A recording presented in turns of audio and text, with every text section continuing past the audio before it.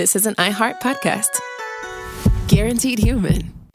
With no fees or minimums on checking accounts, it's no wonder the Capital One bank guy is so passionate about banking with Capital One. If he were here, he wouldn't just tell you about no fees or minimums. He'd also talk about how most Capital One cafes are open 7 days a week to assist with your banking needs. Yep, even on weekends. It's pretty much all he talks about, in a good way. What's in your wallet? Terms apply. See CapitalOne.com/bank. Capital One, N.A., member FDIC. Running a business is hard enough. Don't make it harder with a dozen apps that don't talk to each other. One for sales, another for inventory, a separate one for accounting. That's software overload. Odoo is the all-in-one platform that replaces them all. CRM, accounting, inventory, e-commerce, HR, fully integrated, easy to use, and built to grow with your business. Thousands have already made the switch. Why not you? Try Odoo for free at odoo.com. That's odoo.com.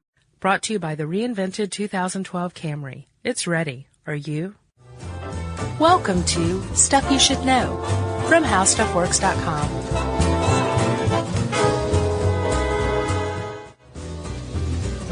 Hey, and welcome to the podcast. I'm Josh Clark. There's Charles W. Chuck Bryant. Snowpocalypse 11. Yeah, this is the first day we've been in the office this weekend. It's Thursday afternoon. Yeah, and I know all you northern folks like to make fun of us here in the South, but Just no. Well, I told the guy on What Facebook. a generic thing to make fun of I somebody said, about. you know what? Next time it snows and ices 7 inches in your city, wherever you are up north, like, don't salt any roads, don't get out any snow chains, don't get out any snow plows, I saw. and see how you do. I saw. And that guy was like, I'm sorry. No, he was fine. He was a nice guy. I wasn't trying to be a jerk. I'm just saying we don't have the stuff to deal with it. No, apparently we have 10 snowplows. 10 snow plows for the city of Atlanta. Yeah. That's about what I don't think we should go out and buy 50 snow plows now, though. No, I didn't even know we had 10. Yeah, I thought that was pretty decent. It's a southern city, so yeah. It's the weather's fault, not Atlanta's fault. You know? That's right. So yeah, we had to come in to make sure that we still continue getting everybody Stuff You Should Knows. I can't imagine that publishing. It would never happen.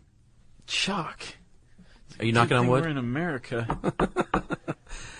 It'll never happen, dude. Chuck. Sorry. Okay, 'cause my knuckles are starting to hurt. Yeah. You ready? Yeah. You warm enough to do this? Before we start this, can I say something to Australia? Because we're going to be talking about Australia. They're suffering through some flooding there in Brisbane. It's like a 500-year flood, right? It's a big flood, and it's killed so far about 34 people. And so Wow. we just want to say that, we're thinking about you, Australia. That's an awful thing, and we're going to be poking fun at you later on with all the deadly creatures there. And your Outback steakhouses. Yeah, but we're thinking about you on a serious note. So, having said that, let the jokes fly.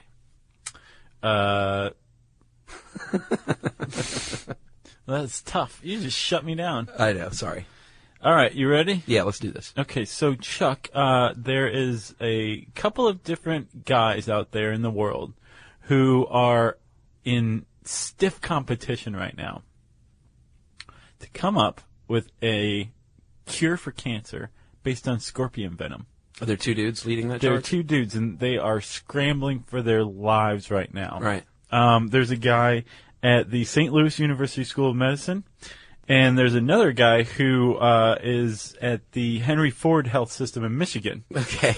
Right? Awesome. And both of them have found or are working upon the idea that scorpion venom, something in it, attacks gliomas, which are a very, very deadly type of cancer cell, brain cancer tumor, right? Mm-hmm. They go after gliomas first for some reason. Wow. So if these guys can figure out, the treatment's really weird. You inject the scorpion venom, it goes and attaches itself to the glioma, mm-hmm. and then you radiate it, and it just destroys everything. Wow. So if they can figure out how to get this to work reliably, they would have basically come up with a cure for brain cancer. I knew a guy undergoing that treatment.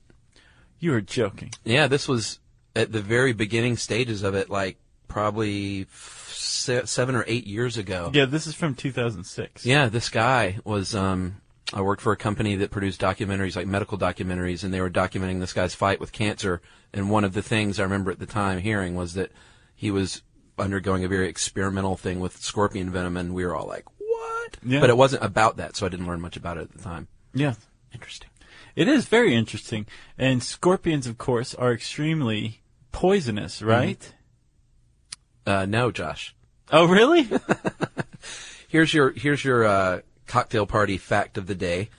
There is a difference between venomous and poisonous, and the difference is not in the toxin, but in the way the toxin is transferred from the animal to the whatever. That's right. I never knew that. I suspected as much. So poison is transmitted passively, so you have to ingest it or absorb it somehow, and venom is injected. Right, and usually poison, like say a poison tree frog, what is it, the dart frog? Yeah. The poison tree dart frog. Poison dart frog. Poison dart frog. Where am I getting tree from? I think they're in trees. Okay, all right. The poison dart frog, it creates this poison passively, like you said, usually through a diet. That's how poison is created. And it's not out to hurt you unless you eat it or handle it in a way it doesn't like. You get the toxin absorbed through your skin, boom, you're dead, right? Right. Or if you're a human being, you're on one heck of a trip. Yeah, I would imagine so. You said something very important, though. That's another difference. Poison is created through the diet, whereas venom is inherent in the animal itself. Well, the animal creates it. Yeah, the animal creates it without the help of diet, right? Right. There's like some sort of mechanism in their metabolism that creates venom. And poison is generally a defensive, has a defensive role, and venom is usually for the offense, for predators. Right. You want to get your prey. Bite it. Yeah. Like with a fang or a stinger. Release some venom, boom. You're fine. You just got dinner. Those are the differences. Yeah. Pretty so cool. a scorpion isn't poisonous. It is venomous. It produces its own venom on purpose, uses it on purpose. Venomous. Right. Poison tree dart frog. That's poisonous. That's right. It even says it in the name. Poison tree dart frog. Secretes it through the skin. All right. So Chuck, this is something I've always wondered, right? Yeah. What is the most venomous animal on the planet? I would imagine that it's something along the lines of a cobra. Coral snake, maybe? Maybe. They have them in Florida. Those things are extremely poisonous, right? Uh-huh. Are they the most venomous animal? How many times do you think we'll do that this time? I know. After we explained it, we're going to screw it up. We'll get a very accurate number from Aaron Cooper, I'm sure. The most venomous animal, I would think, is either a coral snake. I should say before I read this article. The black mamba, maybe? I've always heard those are pretty bad. That's another one, too. The black widow spider. Yeah. Or possibly the brown recluse. Like, you always hear, black widow's going to kill you. That's what my dad always said to me before I went to sleep every night. But the brown recluse apparently is way, way worse. Yeah. It's because sure. I've heard that. Black widows, man, I see those all the time. They always scare me. Yeah, well, they look really scary. That shiny black body with the red hourglass and that look, like, where are you looking at? I'll kill you. Those are not, Josh, but I would have placed my guesses on some of those things as well. Yes. Before this article. Apparently, the deadliest, most venomous animal being on the planet is found in the ocean, right? Yeah. Off of the coast of Australia. Yep. The box jellyfish, a.k.a. the sea wasp, right? A.k.a. the marine stinger. Yeah, I think that's a stupid name for I like it. sea wasp. Sea wasp is bad. I think they have these at the Georgia Aquarium, although I may be wrong. It's possible. They have those little translucent, sort of fluorescent almost jellyfish. I think a lot of them are like that, though. Are they? Yeah. Well, no, I know that. They're not like solid orange. They're like they have tentacles. Yeah. They sort of look like jelly. These are pale blue, almost transparent, and they are of the most deadly creatures in the world because they can kill a human in 5 minutes or less. That's pretty quick. They can. So if you're out at sea, you will likely die before you reach help. Yeah, you go into shock. The venom of the box jellyfish or sea wasp, it paralyzes your central nervous system, right? Mm-hmm. So you can't breathe, your heart stops beating, your muscles stop working. You probably do all sorts of unpleasant things in your pants. Yeah, I imagine you lose control of yourself. And that's probably the least of your worries at that point because you are dying and you're swimming back to shore.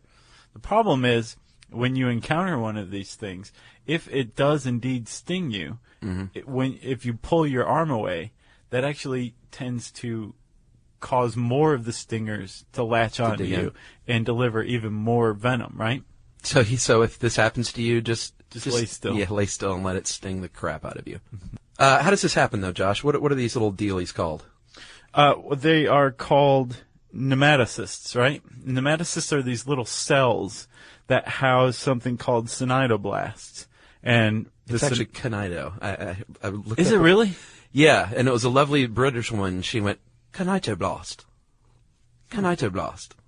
It's Kate Middleton. It was. That's the only British woman we know right now. So each tentacle has 5,000 of the nematocysts that are housed in the conitoblast. Okay, so and the cnidoblasts are basically like the little charge of venom that shoot out, right? Yeah. And there's a trigger protruding from the nematocyst, which basically is like it looks like a little claw, the trigger is. And when this thing is triggered, the cnidoblast shoots out, deposits the venom in you, and you're in big trouble. Now, that's just one cnidoblast, right?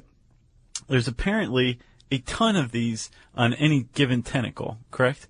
Yeah, 5,000 stingers, 75,000 total if you have 15 tentacles. 75,000 nematocysts. That's a lot. Oh, yeah. And all it takes is probably a few to do some major damage, right? Yeah, I wondered if one of the reasons it was so deadly was because there's just so many zapping you at once. Yeah, I would definitely think so. I think it's very powerful venom. Yeah. Right? So the pairing of the two is deadly. Yes. And the reaction of the nematocyst trigger, the cnidoblast, no, the nematocyst is triggered, releasing the cnidoblast by chemicals in our skin, pheromones, I would imagine. Yeah, that's key. And some Australians have very cleverly figured out that for some reason, nylon, as in pantyhose, keeps this chemical from seeping out and being detected by the cnidoblast. So you can just walk right up to a box jellyfish with pantyhose on your arm or your head and rub the jellyfish and it won't do anything. I love that. Do not do that, but I'm just saying theoretically you could. So if you see some Aussie surfers wearing pantyhose, then don't laugh, don't hate. That's probably the reason why. That's the reason why. Well, you never know. You don't, do you? You might just be into that kind of thing. Luckily, there are some cures for this. There are things like vinegar, acetic acid can render it harmless. Yeah, isn't it funny? This is like one of the deadliest animals on the planet, but then vinegar, is fine. It's crazy. And there's an anti-venom, and notice I did not say anti-venom, which people usually say anti-venom. That is not correct, although it's sort of accepted now. It's still not proper. It's anti-venin, V-E-N-I-N. Yes. One of my personal little gripes. Yeah. Along with jibe. Is it? Yeah. Yeah, jibe. People say jive. Yes, they do. It's not jive. Chuck, apparently it takes about 2 to 3 minutes to die from a box jellyfish injection, right? That's fast. There's been over 5,500 people who have died since 1954 in Australia alone. How many? 5,500. Wow. Yeah, that's a lot of dead people. Just from this jellyfish? Just from the box jellyfish, just in Australia. And apparently from November to May, they come into the North Shore. And a lot of times they're just like, well, the beach is closed until May, until these things leave, because they will kill you, right? Right. Support for the show comes from Public, the investing platform for those who take it seriously. On Public, you can build a multi-asset portfolio of stocks, bonds, options, crypto, and now generated assets, which allow you to turn any idea into an investable index with AI. It all starts with your prompt. From renewable energy companies with high free cash flow to semiconductor suppliers growing revenue over 20% year over year, you can literally type any prompt and put the AI to work. It screens thousands of stocks, builds a one-of-a-kind index, and lets you backtest it against the S&P 500. Then, you can invest in a few clicks.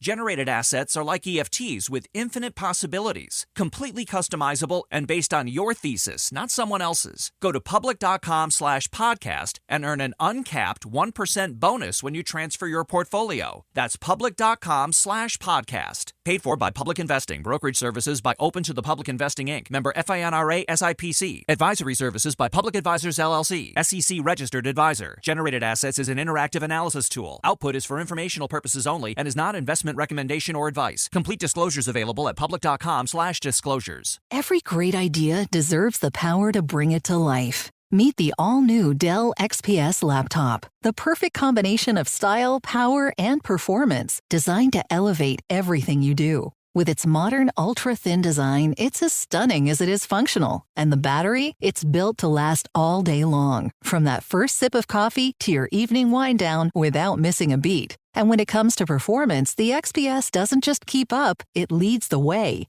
Whether you're tackling your biggest projects or bringing your creative vision to life, it's built for editing photos, mixing tracks, and designing masterpieces. Powered by the Series 3 Intel Core Ultra processors, the XPS gives you the freedom to create without limits all day long. The Dell XPS proves there's no need to compromise. Style, power, and reliability come together in one expertly crafted machine. Check out the all-new Dell XPS at dell.com/XPS. But also in Australia, they believe that there is, pound for pound, another jellyfish, which, by the way, the box jellyfish is not a true jellyfish. It's in the family. It's not a true jellyfish.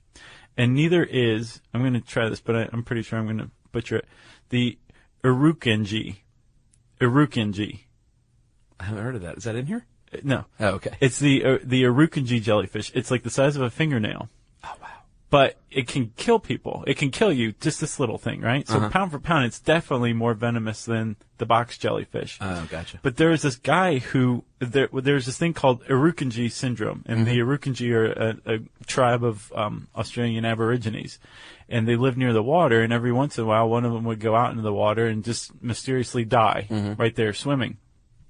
So there was a doctor who suspected that there was a jellyfish involved, and he started looking for it, and he found it. What it's now called the Urukangee jellyfish. But to prove his point, he took this one little tiny jellyfish, stung himself, his son, and the lifeguard on duty. And all three of them ended up in the hospital, like, at the edge of death because of this one little jellyfish. And he's like, I found it. Ta-da. So that one is probably the deadliest jellyfish. Pound for pound, definitely. Wow. Well, the box jellyfish we should mention, too, even if it doesn't kill you, it is a, how do you pronounce that? It's dermonocrotic? Mm-hmm. Is that right? So that means that it kills your skin cells and tissue underneath. So even if it, like, wraps around your arm and you manage to get it off and live, it can, like, turn your skin black and dead, and you'll be scarred for life. And no one will love you. No one will ever love you again. But I think you'd be so happy to be alive, you could live without love. Sure. For a little while. And then you'd be like, why didn't the jellyfish just take me? Why didn't I wear a pantyhose? So there it is, right? The box jellyfish, or at least the Urukangee jellyfish, are the deadliest, most venomous animals on the planet, right? So are we done? No. You know as well as I do that we're not done. I was teasing. Yeah. Let's talk about venom in general. And the reason why it's hard to test its potency is because it's, you know, like you... So the answer to the question is no, they're not necessarily? Not necessarily what? The most venomous animals on the planet. No, they are. Oh, okay. I'm just talking about difficulties in testing venom potency. It's tough because when you, let's say you get this deadly venom and you inject it into a lab rat, it's not necessarily going to, even if you do the pound, the equation to equate it to a human, like a full-size human. What are you laughing at? A rat doesn't necessarily react in the same way that a human would. Right. And what you're talking about is the what's called the lethal dosage standard, LD50, right? Yeah, explain that. It's kind of cruel. It's very cruel. Basically, they figure out how much of a venom it takes to kill 50% of a lab population. Yeah. And we're not talking about like the grad students. We're you know, a bunch of mice or rats or whatever. Sure. So let's say you have 20 mice and you inject them all with a venom. However much venom it takes to kill half of them is what's considered the LD50 measurement, right? Which you'd express in terms of like with a mouse, you'd be like it's 5 milligrams of box jellyfish venom to every 10 grams of mouse weight. Yeah, it's for every 100 grams of the animal's body weight. Yeah, that. The amount of venom. Right, or so low, for larger animals, it's kilograms. Yeah, sure. So a low number is deadly. For instance, the coral snake has an LD50 of 1.3, and the box jellyfish is 0.04. So the coral snake has a LD50 of 1.3 on, I guess, a mouse. Yeah. Because it's specific to the animal. And like a proper LD50 measurement will say the way that it's injected, like orally through the skin, injected, right? And then the animal. So it'll be like 0.4 LD50 rat, skin, Transdermal 1 kilogram. dash so sorry. Right. So sorry, Russ. And you bring up an excellent point. It is a very cruel way of figuring out how deadly a venom is, right? Yeah. So in large part, it's been discontinued or abandoned. Well, at least there's been calls for it. I don't think the research is quite as fast and loose as it once was. Right? Yeah. Boy, in the 80s. I know. It's all over the They place. were such a crazy time for LD50 ratings. Yeah, they're trying to figure out better ways to do this. But the whole point is to create a scale of comparison. Sure. Like, you don't want coral snake to bite you, but you really don't want a box jellyfish to bite you. Yeah. I don't really want either one to bite me. Yeah, how about Okay. stay away from both of them? Yeah. That'd be my call. I wonder what some of those methods are. They didn't mention this in the article. Curious. What? Well, to measure the potency of a venom. If they're getting away from LD50, how is she going to tell unless you kill something? I wonder if it's one of those things where, you know how it says, like, not tested on animals? Right. One of the reasons why there's so many products that say that now is because they already did all the animal testing. They're not using there's not a lot of new stuff that they're introducing that need animal testing. So these people didn't test it on animals, but somebody 30 years ago did, Sure. and it's fine. That's what the label should say, no longer necessary to test on animals. Right. Like, we specifically Right. didn't test on animals. Right. You want to talk about some other deadly, venomous creatures? Yeah. And they're in Australia. Yeah, It's a dangerous Australia's place. lousy with really dangerous stuff, yes. The geographic cone snail, Josh, is found along the coral reefs of the Indo-Pacific, and it is little brown and white gastropod, and it has the ability to paralyze you almost instantly with a little mini spear. It's like extends a tube-like organ with a spear on the end of it, and just boom, you swim by, and you're paralyzed, and some little smaller creatures die before they even realize they've been bitten. Isn't that awesome? Yeah, they're like, what the, ugh.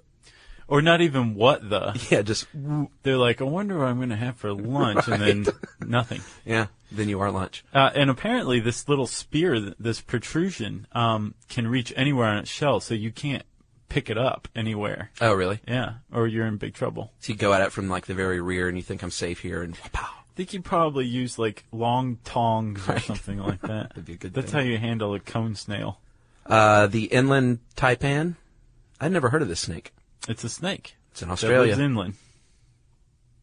Let's talk about its venom. Okay.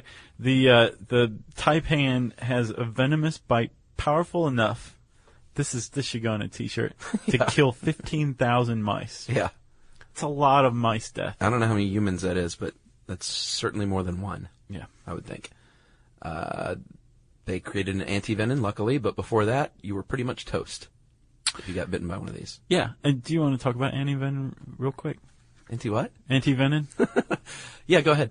So you know how it's made, right? No. I didn't until today, but it's pretty awesome. Let's hear it. Basically, they milk, right? And there's actually a guy in Kentucky whose job it is, and he's one of several, I imagine. Oh, I've He seen that, milks yeah. venomous snakes. Yeah, that's pretty cool. It makes some pretty good money doing it, but it's a lot of repetitive work. Yeah. Like a gram of, what is it? I think, rattlesnake, maybe? No, coral snake.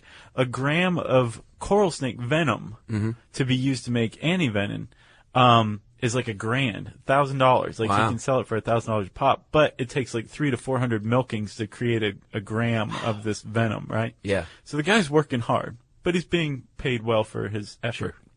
Anyway, they milk whatever animal it is, whether it's a black widow, a box jellyfish, a rattlesnake. Exactly. And they take the venom, they slowly introduce it into a horse's system. I think I did know this. The horse becomes immunized to this venom, Uh-huh. whatever it is, right? Over time? Yeah. And then this immunization is expressed in its hemoglobin. So they take the horse's hemoglobin. So it's immunized horse hemoglobin. That's anivenin. Wow. That's what they're injecting into you. Wow. And I was reading how they do it. If you come in, you're like, I got bit by a black widow, just like Dad said, right? Right. They apparently, if you're age 16 to 60, black widows are not quite so bad. Like they're like, you can treat this with muscle relaxers and it should go away in a couple of days. Yeah, I've heard you feel pretty bad. Yes. Very anxious and you have trouble you're breathing. really sick, sure, fevery. But after a couple of days, it should pass and muscle relaxers will work. Right. And barbiturates if you're real anxious. Wow. But, if you suspect it may be a fatal bite, you use this antivenom. I'm sorry, Chuck. You take a little bit and you mix it in with sodium solution, salt water, saline, and you start out with a 0.01% solution. Right. And you go up to, I think, all the way up to a 1 to 10 solution. Wow. And then you give them the full dose of antivenom, which is horse hemoglobin. Wow. Isn't that crazy? Let's hope that never happens to us. That's how we treat snake bites in the 21st century. Here's some horse blood. You mentioned painkiller. I did want to mention quickly that the cone, not the cone snail, but the cone shell, I wonder if that's the same thing. Apparently the cone shell's venom has been developed by drug companies for chronic pain because the venom is said to be 10,000 times stronger than morphine. That's a painkiller. Yeah, right there.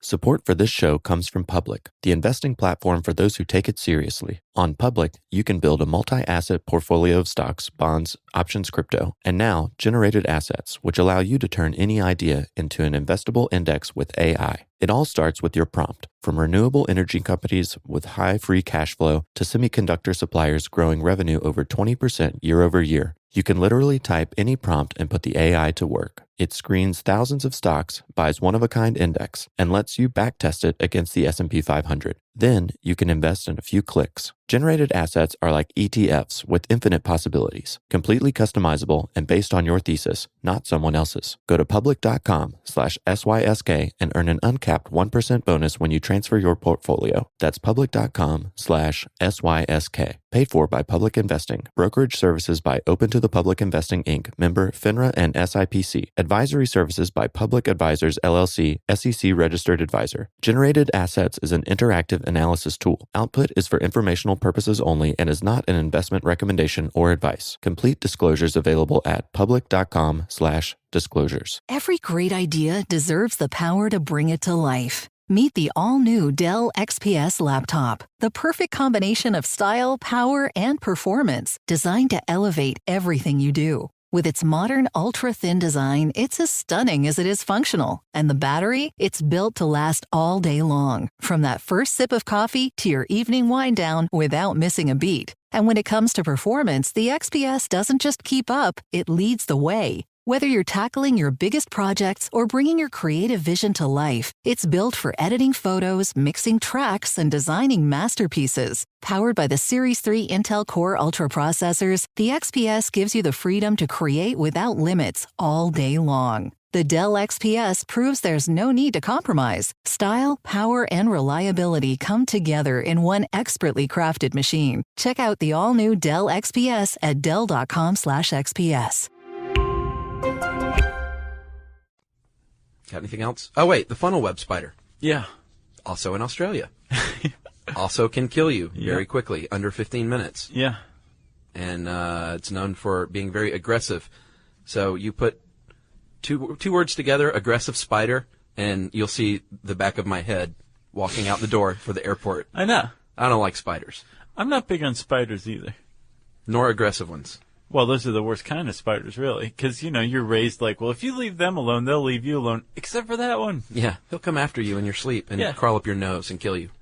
I wonder if LD50 research has been replaced with cancer-fighting venom research. I hope so. I hope so, too. Except now they're developing cancer in mice to see if they can treat it with venom. Poor mice. Yeah. Well, that's it for Deadliest Venom. If you want to learn more about Venom and see a very cool drawing of the kinetoblasts of a box jellyfish, type in deadliest Venom in the handy search bar at howstuffworks.com, which brings us now to listener mail. No. That's right. Do we have a jingle for this? Facebook questions? Yeah.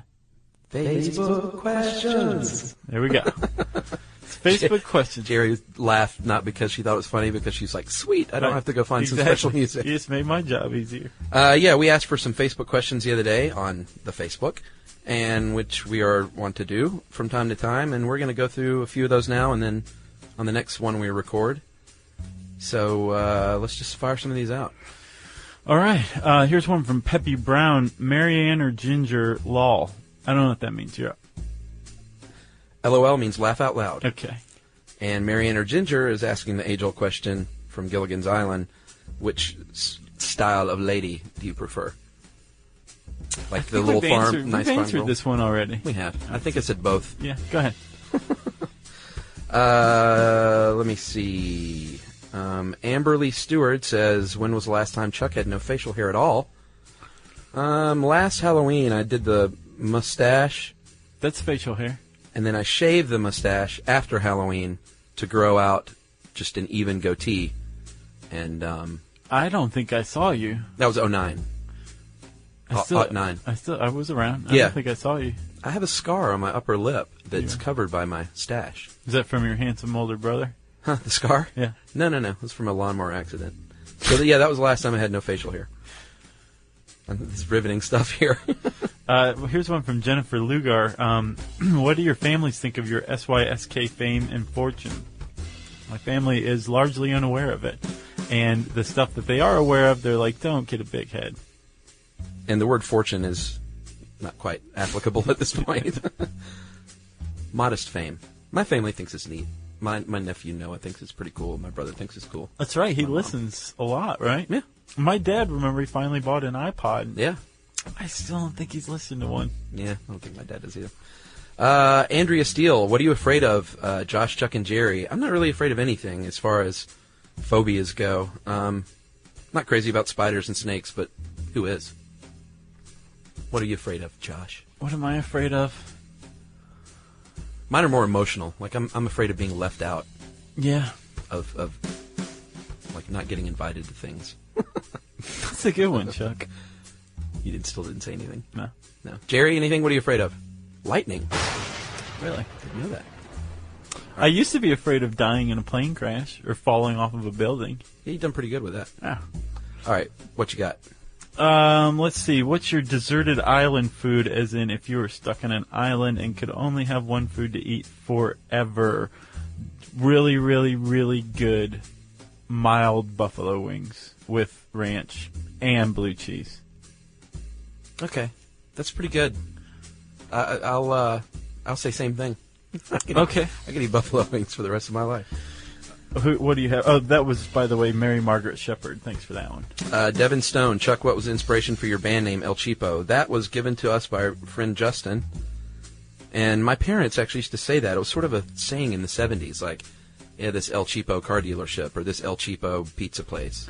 Or No Way, Jose. That was a big one in the 70s, too, wasn't it? It was a big... And then guys named Jose stood up and were like, shut up. We say yes way. So, yeah, that's where it came from. Here's one from Danette Aikens-Koski.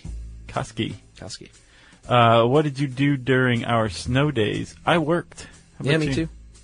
I even wrote a blog post about working during snow days. Yeah, we may have been in jammies, but we were working. Yes. How many more, Josh? 1, 2? Let's do one more each. Guys, this is from Colleen Sweeney. If you were a baseball player, what would you have them play when you came up to bat? You know how players always pick out like some tough song. Yeah. What would you play? You're the best around, Joe Esposito. Pretty good. Boy, I should have thought about this. I didn't even think about it. Yeah. I've got that answer at the ready. I would play something tough like classic rock. Maybe like When the Levee Breaks by Led Zeppelin. That'd be a good one. Ooh, that's intimidating. Yeah. That's what I'd do. Okay, well, that's it, huh? For now. Yeah. You did one more. I'll save my next one for the next time. Okay. If you want to join in the fun on Facebook, we strongly encourage you to go hang out there on our page. And while you're there, feel free to like us if you want to. It makes us look cool. Not to my family necessarily, but Chuck's family at least. That's facebook.com/stuffyoushouldknow. We also tweet. That's SYSK podcast. And, of course, you can always drop us a line via email if you're old at stuffpodcast@howstuffworks.com. For more on this and thousands of other topics, visit howstuffworks.com. To learn more about the podcast, click on the podcast icon in the upper right corner of our homepage. The How Stuff Works iPhone app has arrived. Download it today on iTunes. Brought to you by the reinvented 2012 Camry. It's ready. Are you? The NFL playoffs are here, and Wild Card Weekend, powered by Verizon, is in full swing. Man, it all comes down to this. The stakes are high, hopes are higher, and everything is on the line. My goodness! It's win or go home, and every moment counts on the road to Super Bowl 60. It's a touchdown! Wild Card Weekend, powered by Verizon. Through Monday. Visit watch.nfl.com for the full schedule. These days, it seems like AI agents are just about everywhere you turn, every field and every function. But without identity, you can't trust they'll serve your business instead of jeopardizing it. Fortunately, Okta helps you get identity right by securing your AI agents' identities, giving you a single layer of control, a single standard of trust. So whether an AI agent supports a single user or your entire enterprise, with Okta, you'll turn risk into opportunity. Secure every agent. Secure any agent. Okta secures AI. This is an iHeart podcast. Guaranteed human.